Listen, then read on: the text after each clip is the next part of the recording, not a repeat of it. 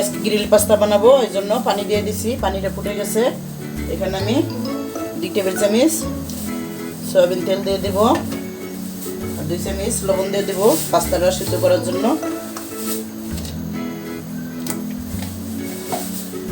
এখানে আমি 3 কাপ নুডলসের মতো নিয়েছি। 3 কাপ নুডলস বা 3 রকমের মিলিয়ে নিয়েছি। 5 মিনিট সিদ্ধ করে নিব।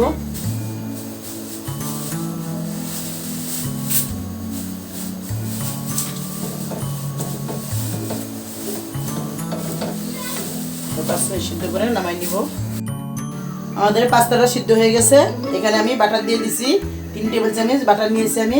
বাটারটা একটু নরম করে পুরানো পাস্তাটার সাথে মাখাই নিব। এটার সাথে লবণ দিয়ে দিব। লবণ আমি সিদ্ধ করার সময় দিছি, এখন অল্প দিব। খুব ভালো করে মিক্স করতে হবে।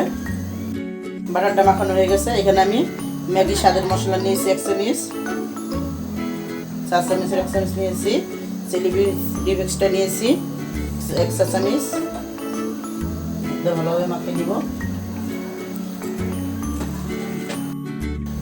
এখানে চিকেন নিয়েছি। চিকেনটাকে আমি ভেজে একটু টুকরো টুকরো করে কেটে নিয়েছি। আপনারা চাইলে এখানে বেশি করে দিতে পারেন, আমি একটু অল্পই দিয়েছি।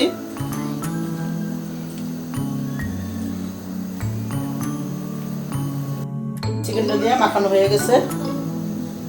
এখন আমি সস দিয়ে দিব। এখানে আমি টমেটো সসটা নিয়েছি, বারবিকিউ টমেটো সস নিয়েছি আমি 1/2 কাপের মতো। আর আমি এই সসটা নিয়েছি বারবিকিউ সস। এটা না থাকলে কোনো সমস্যা নেই, কেউ চাইলে দিতে পারেন। এটা 1.5 টেবিল চামচ দিয়ে দিচ্ছি।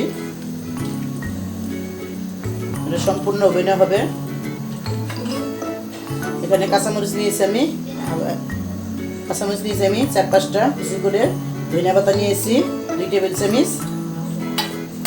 আর এখানে গাজর কুচাই নিয়েছি, এটা আমি অর্ধেকটা দিব আর অর্ধেকটা উপরে দিব। আপনারা চাইলে এখানে ক্যাপসিকামটা দিতে পারেন।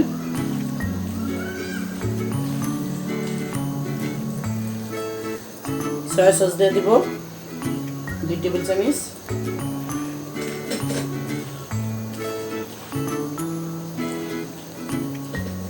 হয়ে গেছে আমার মাখানো। এখন আমি যে ট্রেটা ওভেনে দিব, ট্রেটা সাজাই নিব। ট্রেটায় আমি 1 চামচ বাটার মাখাই নিচ্ছি, লেগে যাবে না। হয়ে গেছে। এখন আমি পাস্তাগুলো ঢেলে দিব।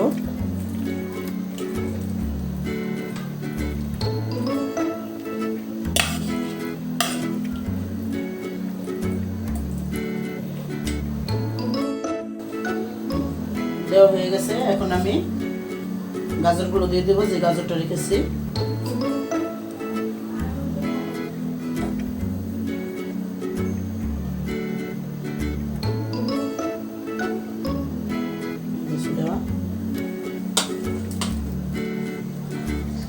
এখানে আমি পাস্তা নুডলসের সাথে যে মশলাটা পেয়েছি ওটা দিয়ে দিব। টমেটোগুলো দিয়ে দিব। টমেটো আর পেঁয়াজগুলো এইভাবে সাজিয়ে দিয়ে দিব দেখার সৌন্দর্যের জন্য। হয়ে গেছে। এখন আমি চিজগুলো দিয়ে দিব। এখানে মজুদা চিজটা দিচ্ছি, আপনারা চাইলে চিজ দিতে পারেন, চিজটা ইচ্ছা মতো দিবেন।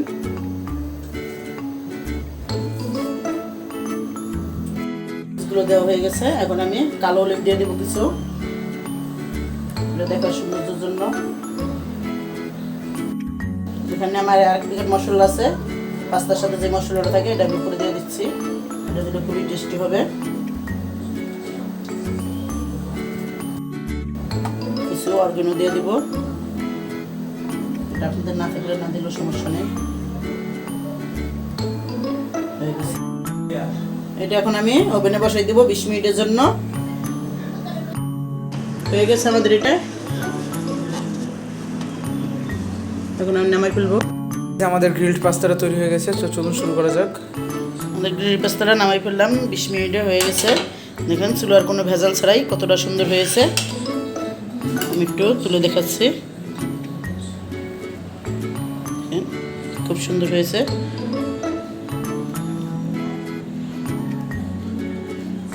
এটা করে খেয়ে দেখবেন, খুবই মজার। দেখুন জুসি জুসি একটা ভাব আছে।